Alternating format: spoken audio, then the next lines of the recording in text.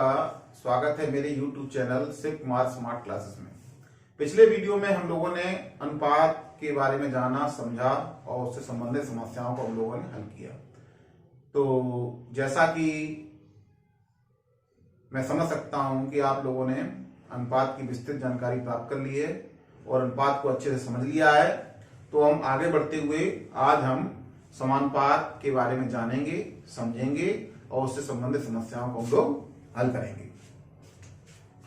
तो आज का हमारा टॉपिक है समानुपात। जैसा कि इसके नाम में ही छुपा है समान धन अनुपात। नाम ही हमारा कह रहा है कि समान धन अनुपात, यानी ऐसे अनुपात जो समान हो, यानी कोई भी ऐसे दो अनुपात जो आपस में समान है उसे हम क्या कहेंगे?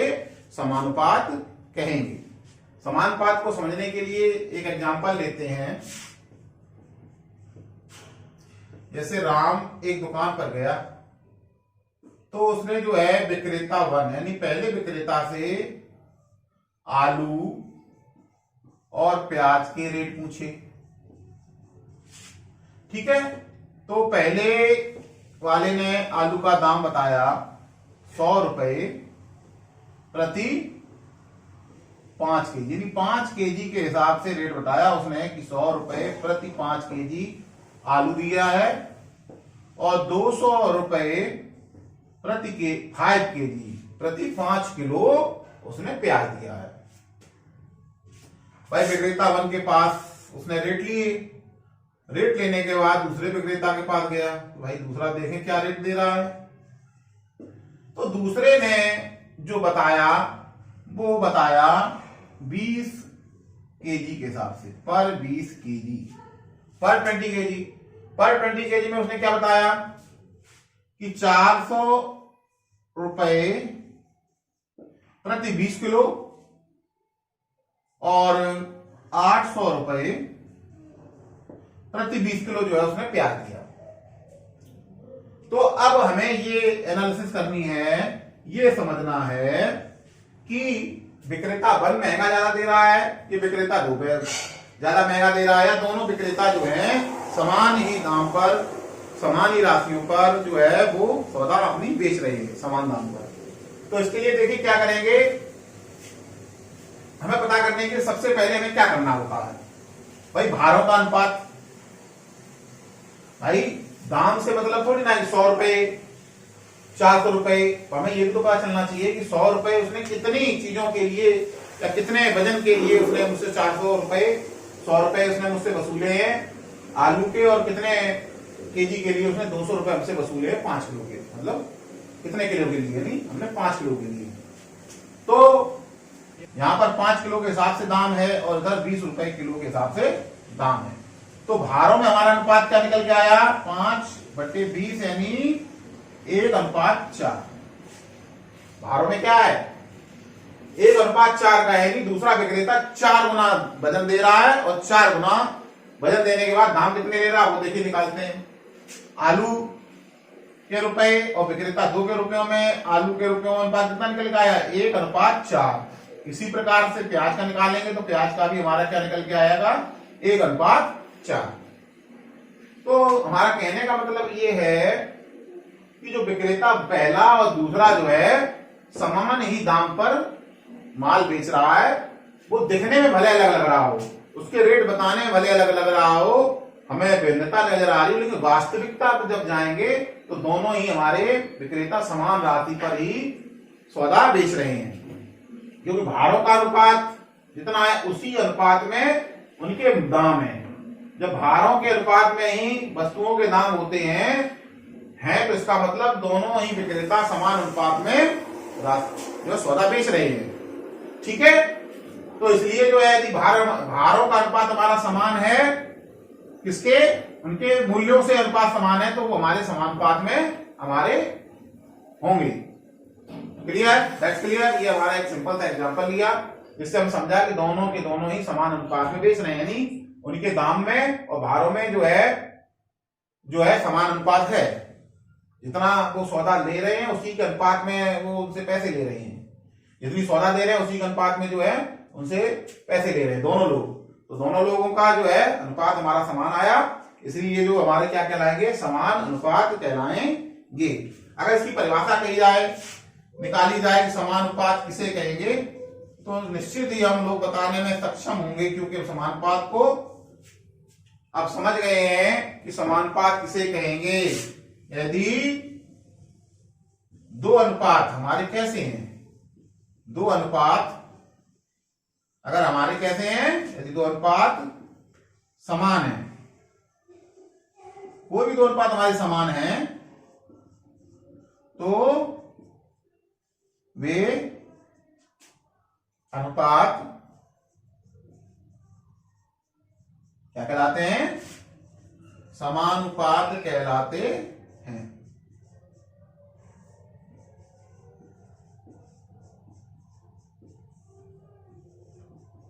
ये हमारी समानुपात की परिभाषा हो गई।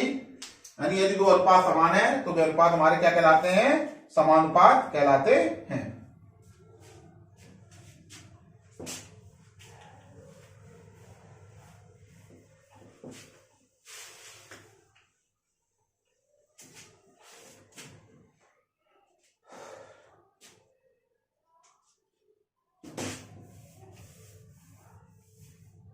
देखिए एक नोट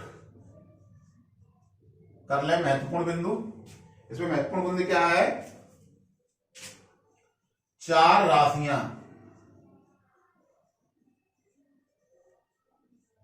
या फिर संख्याएं या फिर इन्हें क्या कह लें, पद कह लें। चार राशियां, संख्याएं या पद जो है समानुपाती होते हैं।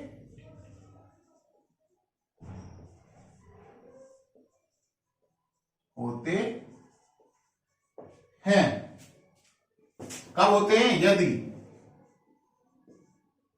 यदि पहली और दूसरी राशि का अनुपात हमारा कैसा हो,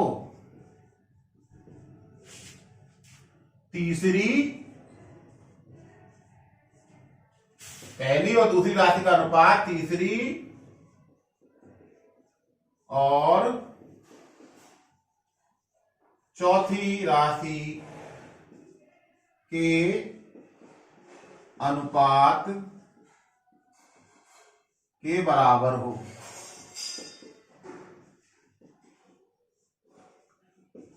ठीक है, यानी चार राशियां कोई हैं वो समानुपाती होंगी, लेकिन कब होंगी, पहली और दूसरी राशि का अनुपात और तीसरी और चौथी राशि का अनुपात बराबर हो। ठीक है, और हमेशा ध्यान रखना है हमें क्या, कि समानुपात में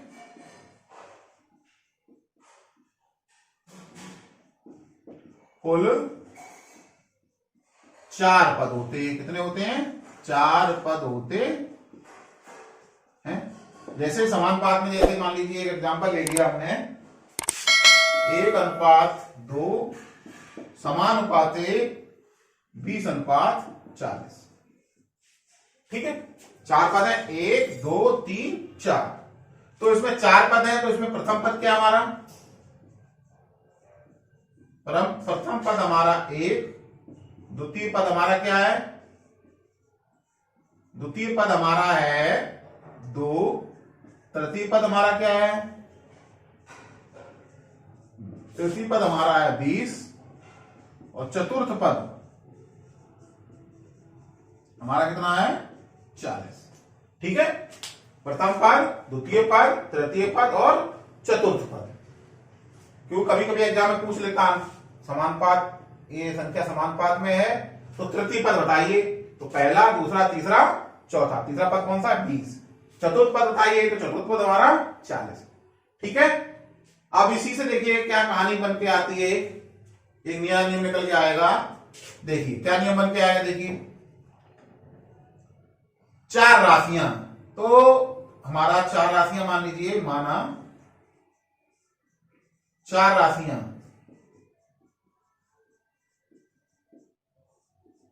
चार राशि हमने ले ली, कौन कौन सी ले ली?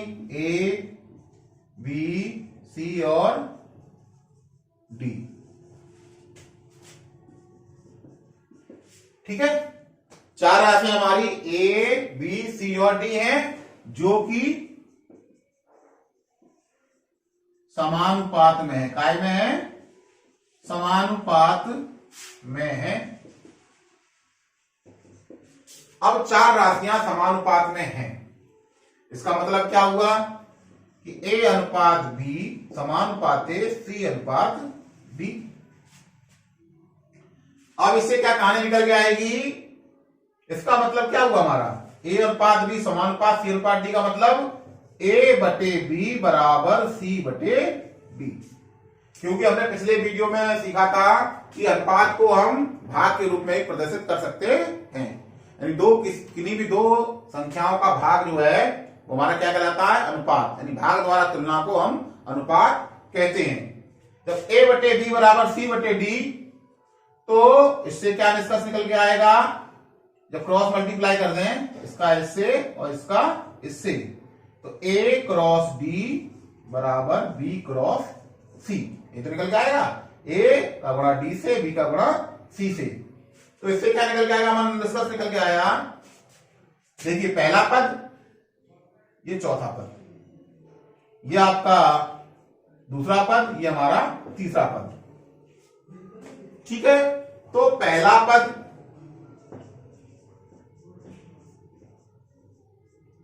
गुणा चौथा पद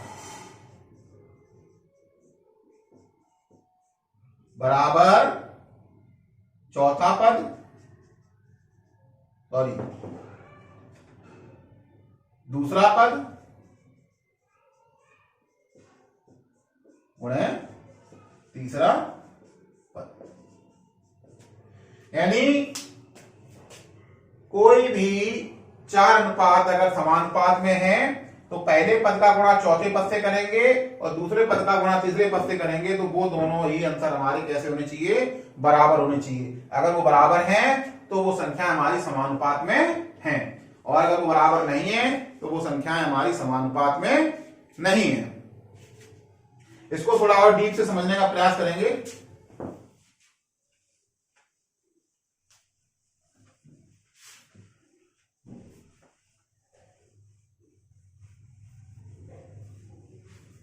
थोड़ा सा ऐसे और समझने का प्रयास करते हैं। हमारा क्या निकल के आया था? ए बटे बी बराबर सी बटे डी और ए डी, ए गुणा डी बराबर बी गुणा सी। अब देखिए समझने का प्रयास करते हैं। ए अनुपात बी बराबर है सी अनुपात डी के, या फिर ए अनुपात बी समानुपात है सी अनुपात डी के। ठीक, तो इसमें देखिए पदों किस तरीके से लिख सकते हैं? प्रथम पद, द्वितीय पद, तृतीय पद, चतुर्थ पद के रूप में लिख सकते हैं, और साथ में हम एक नई कहानी और इसमें जोड़ सकते हैं। क्या? देखिए ए और डी के बीच में क्या है? बी और सी है, ये बाहर की तरफ है, तो इसे क्या बोल सकते हैं? बीच में है तो इन्हें मध्य पद भी बोलते हैं। क्या बोलते हैं? मध्य पद। और ए और डी कैसे हमारे? बाह्य पद। ठीक है, यानी बाह्य पद हमारे क्या हो गए? इसमें ए और डी हमारे बाह्य पद हैं, बी और सी हमारे मध्य पद हैं। तो क्या लिख सकते हैं दूसरे रूप में हम ए गुणा डी को? ए और डी कैसे हमारे? ए और डी हमारे हैं बाह्य पद, और बी और सी क्या हमारे? मध्य पद। तो हम क्या कह सकते हैं? बाह्य पदों का गुणनफल बराबर मध्य पदों का गुणनफल।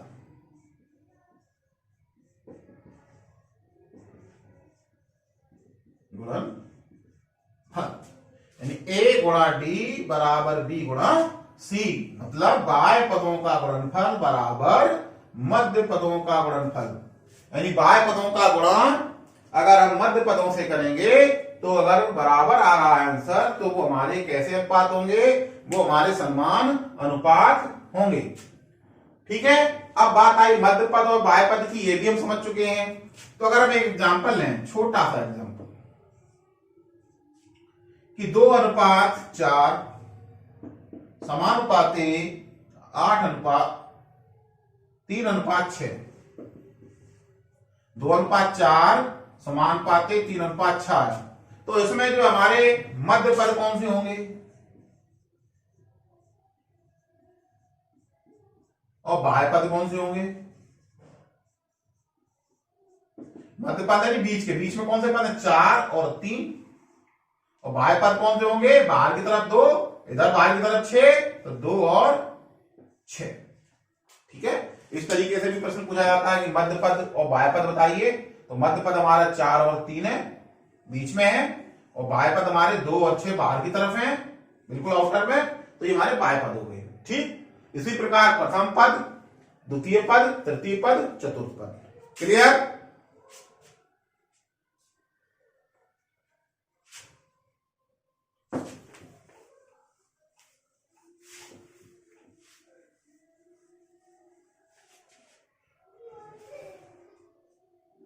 देखिए एक एग्जांपल लेते हैं। एक एग्जांपल हमारा है, समझने का प्रयास करेंगे। एग्जांपल कह रहा है क्या? 12,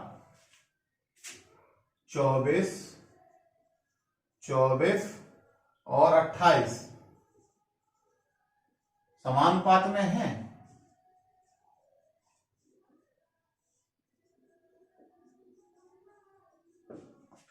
हमें ये बताना है कि ये जो 4 हमारी राशियां हैं ये समानुपात में हैं। तो समानुपात में कब होंगी? जब कब सब समानुपात में होगी? जब बाह्य पदों का गुणनफल, बाह्य पदों का गुणनफल जो होगा वो मध्य पदों के गुणनफल के बराबर होगा। ये तो हमने अभी समझा, बाह्य पदों का गुणनफल और मध्य पदों का गुणनफल। ठीक, बाह्य पदों का गुणनफल और मध्य पदों का गुणनफल हमारा कैसा होगा? बराबर होगा, तो वो हमारे समानुपात में होंगे। तो देखिए बाह्य पदों का गुणनफल, बाह्य पद हमारे कौन से? 12 और 28, और मध्य हमारे 24 और 24। ये हमारे बाह्य पद, ये हमारे मध्य पद। तो बाह्य पदों का गुणनफल निकालते हैं।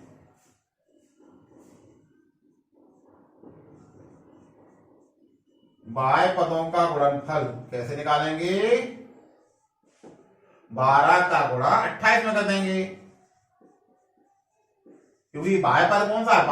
12 है और 28 है। इसी प्रकार मध्य पदों का गुणनफल करेंगे।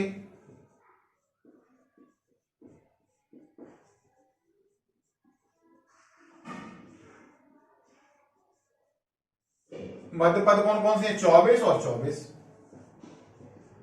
अब ये देखेंगे क्या बाह्य पदों का गुणा करने पर और मध्य पदों का गुणा करने पर उत्तर एक ही आ रहा है। तो 12 का गुणा 28 में करेंगे, तो 28 गुणा 12, और 24 का गुणा हम 24 में करेंगे। चलिए करके देखते हैं। देखिए 2 अट्ठे 16, हाथ से लगी 1, 2 दूनी 4 और 1 5, और फिर 1 अट्ठे 8, 1 दूनी 2। उसके बाद क्या करते हैं? हम जोड़ देते हैं। 6 का 6, 8 5 13 की 3, हाथ से लगी 1, 2 और 1 3, 336। 24 का गुणा 24 में करते हैं। 4 चौकू 16, हाथ से लगी 1, 4 दूनी 8 और 1 9। यहां क्रॉस लगाएंगे, 2 चौकू 8 और 2 दूनी 4, 6 9 8 17, हाथ से लगी 1, 4 और 1 5। अब यहां देखिए बाह्य पदों का गुणनफल आया कितना हमारा? 336, और मध्य पदों का गुणनफल हमारा आया 576। क्या ये आपस में बराबर हैं? ये आपस में बराबर हमारे नहीं है। जब ये हमारे आपस में बराबर नहीं है तो हम क्या कहें? तो हम क्या कह सकते हैं कि 12, 24, 24 और 28 जो है ये समानुपात में है? नहीं है। ठीक है, क्योंकि यहां पर बाह्य पदों का गुणनफल और मध्य पदों का गुणनफल बराबर नहीं है, इसलिए ये समानुपात में नहीं है।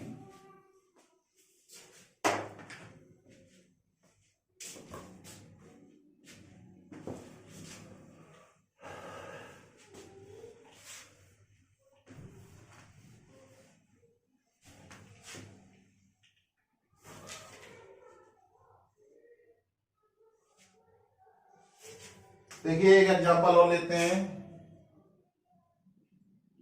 एक एग्जांपल हमारा क्या कहता है, चार समानुपाती पदों में। प्रश्न हमारा है चार समानुपाती पदों में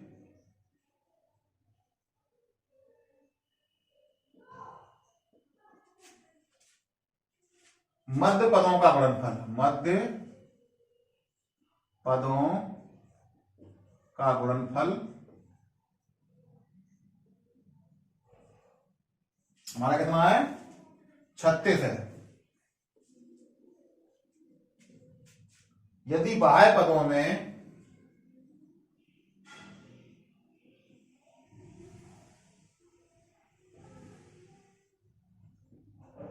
एक पद 3 हो तो दूसरा बाह्य पद क्या होगा, तो दूसरा बाह्य पद क्या होगा।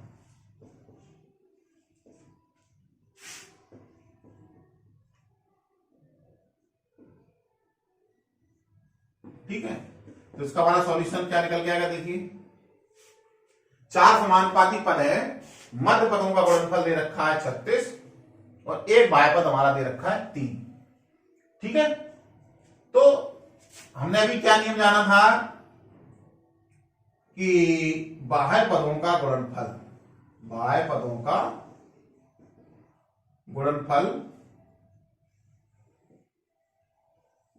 बराबर मध्य पदों का गुणनफल।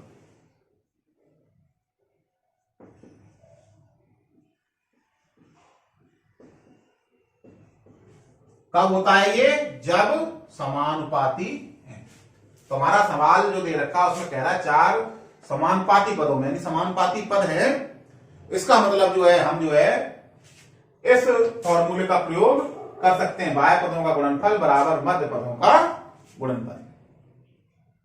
तो देखिए अब दूसरा बाह्य पद निकालना है, तो दूसरा बाह्य पद अगर हम निकालेंगे तो दूसरे बाह्य पद को मान लीजिए वो डी है, क्या है, ठीक है, तो दूसरा बाह्य पद हम डी मान के चलेंगे। तो बाह्य पदों का गुणनफल पहला जो है बाह्य पद हमारा कौन सा है, 3, तो दूसरा बाह्य पद हमने डी मान लिया बराबर मध्य पदों का गुणनफल, मध्य पदों का गुणनफल 36 दे रखा है। ठीक है, तो बाह्य पदों का गुणनफल 3 गुणा डी, क्योंकि पहला एक पद है 3 तो दूसरा डी मान लिया हमने, और मध्य पदों का 36 है तो 3 गुणा डी बराबर 36, तो डी बराबर 36/3। तो जो गुणा में है ना, गुणा में जब बराबर के इस साइड जाता है तो वो भाग में आ जाता है, और भाग वाली संख्या जब बराबर की तरफ जाती है तो वो गुणा में आ जाती है। तो ये गुणा में है इसलिए ये यहां पर बराबर की इधर आया, तो ये हमारा बटे में आ गया, भाग में।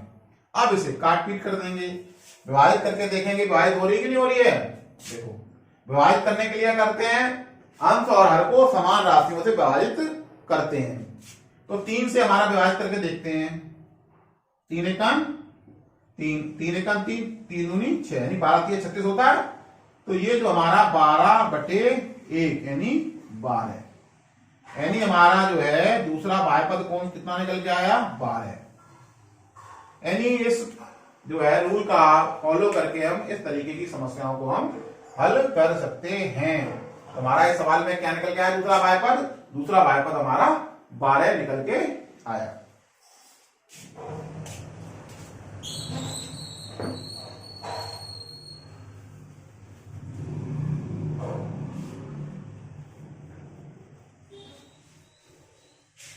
एक और एग्जांपल लेते हैं। एक हमारा एग्जांपल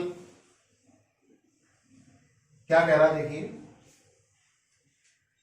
शीला हिंदी विषय में, शीला हिंदी विषय में 50 अंक और अंग्रेजी में 40 अंक पाती है।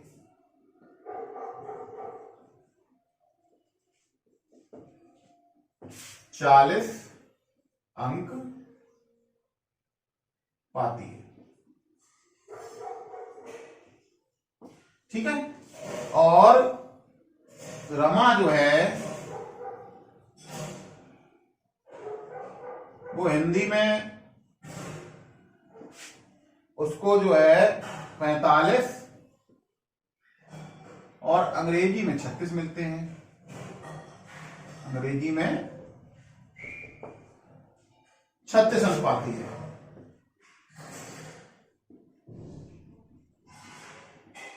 ठीक,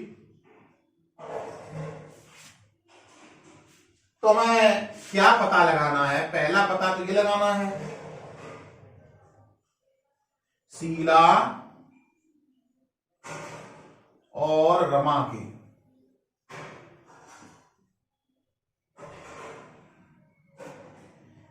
हिंदी में प्राप्त अंकों का अनुपात। हिंदी में प्राप्त अंकों का अनुपात निकालना है।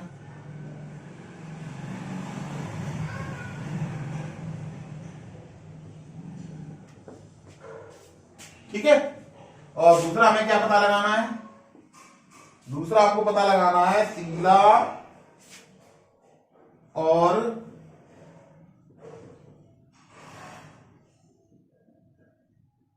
रमा के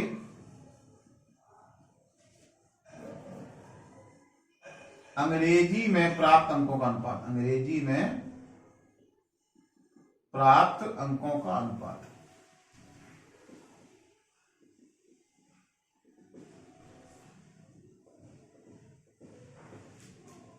ठीक है। शीला और रमा, देखिए दो लड़कियां हैं, एक शीला है हमारी और एक रमा है। उनका जो है परीक्षा हुई, परीक्षा में हिंदी और अंग्रेजी के रिजल्ट में हिंदी में 50 आए रमा शीला के, तो अंग्रेजी में आए 40, और रमा के हिंदी में 45 आए, अंग्रेजी में आए 36 अंक आए। ठीक है। तो हमें पता क्या लगाना? शीला और रमा के हिंदी में प्राप्त अंकों का अनुपात क्या है, शीला और रमा के अंग्रेजी में प्राप्त अंकों का अनुपात क्या है। तो देखिए शीला और रमा ये दो लड़कियां हैं, इनकी परीक्षा हुई तो हिंदी और अंग्रेजी की। ठीक है। शीला के हिंदी में आए 50 अंक और अंग्रेजी में आए 40 अंक। रमा के क्या आए? रमा के हिंदी में आए 45 अंक और अंग्रेजी में आए 36 अंक। तो शीला और रमा के हिंदी में प्राप्त अंकों का अनुपात, हिंदी में प्राप्त अंकों का अनुपात क्या आया? 50 अनुपात 45। और जब इसको सरल करेंगे तो क्या आएगा? 50/45 यानी 5 दाई 50, 5 9 45 यानी 10 अनुपात 9। ठीक है। कितना आया हमारा? 10 अनुपात 9। यानी पहला हमारा जवाब क्या आ गया? शीला और रमा के हिंदी में प्राप्त अंकों का अनुपात हमारा क्या निकल के आया? 10 अनुपात 9। ठीक। अब शीला और रमा के अंग्रेजी में प्राप्त अंकों का, शीला और रमा के अंग्रेजी में प्राप्त अंकों का अब कितने निकालना? अंग्रेजी में। तो अंग्रेजी में क्या है? 40 अनुपात 36 यानी 40/36। अब देखिए कितने लगेगा? 4 दाई 40, 4 ने 36 यानी 10 अनुपात 9। यानी शीला और रमा के अंग्रेजी में प्राप्त अंकों का अनुपात क्या निकल के आया हमारा? 10 अनुपात 9। ठीक है। तो कहने का मतलब है शीला और रमा के हिंदी में प्राप्त अंकों का अनुपात और शीला और रमा के अंग्रेजी में प्राप्त अंकों का अनुपात जो है वो कैसा है? समानुपात है, समान अनुपात में है। That's clear. और समझने का प्रयास करते हैं थोड़ा ऐसे समानुपात को।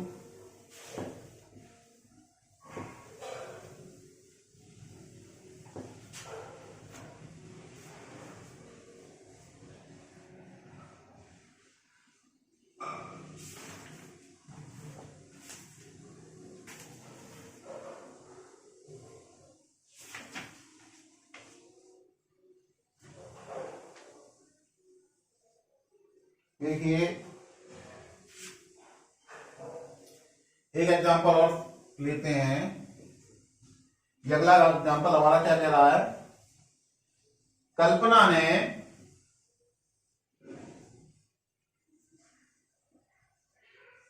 जो है 20 रुपए में 4 कलम खरीदे, 20 रुपए में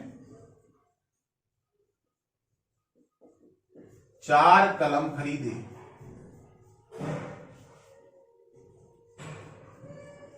ठीक।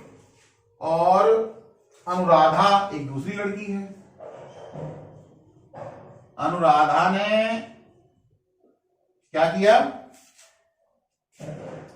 80 रुपए में 16 कलमें खरीदी।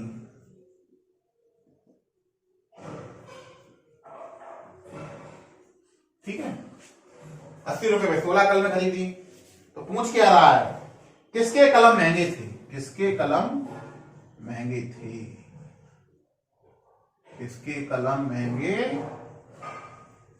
थे, यानी किसने महंगी कलमें खरीदी।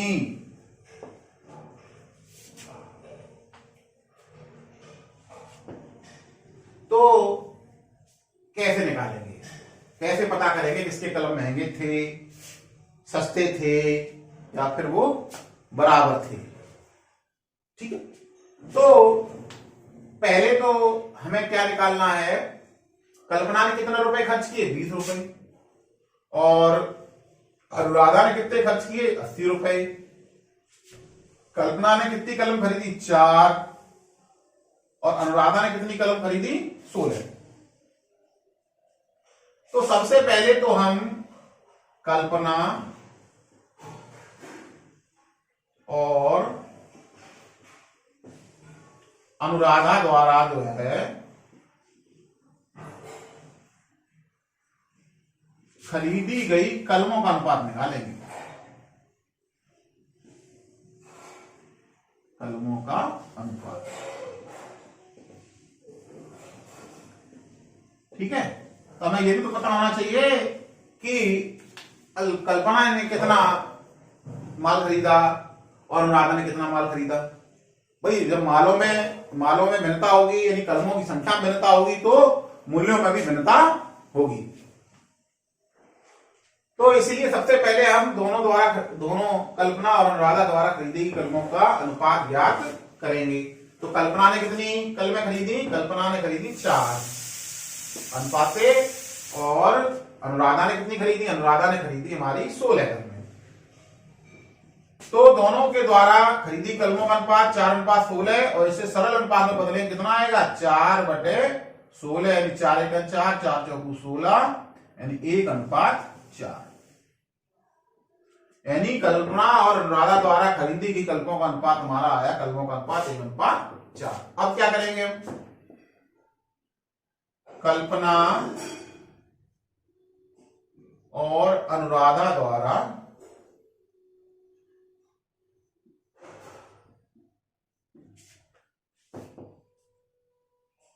जो मूल्य चुकाया गया है, कल्पना और अनुराधा द्वारा चुकाए मूल्यों का अनुपात, जो मूल्य चुकाया है, चुकाए मूल्यों का अनुपात, ये तो निकाल लें। कितना मूल्य चुकाया, कल्पना ने कितने रुपए दिए, 20 रुपए दिए, और अनुराधा ने कितने दिए, 80 रुपए दिए। तो इनका सरल अनुपात जब व्यक्त करें कितना आएगा, 2 × 2, 2 × 8, 1/4, यानी 1:4। तो निश्चित ही हमारा जो है अब समझ में आ गया होगा कि कल्पना और अनुराधा द्वारा जो कलमें खरीदी गई हैं उनका अनुपात और कल्पना और अनुराधा द्वारा चुकाए गए मूल्यों का अनुपात बराबर है। इसका मतलब जो दोनों ही कैसे हमारे समानुपात में है। अतः हम कह सकते हैं कि जो कल्पना ने कलमें खरीदी है और अनुराधा ने कलमें खरीदी है वो समान मूल्य पर खरीदी है, किसी प्रकार का भी कोई अंतर नहीं है। तो किसके कलम महंगे थे, किसी के कलम महंगे नहीं थे, दोनों के कलम जो है समान मूल्य के थे।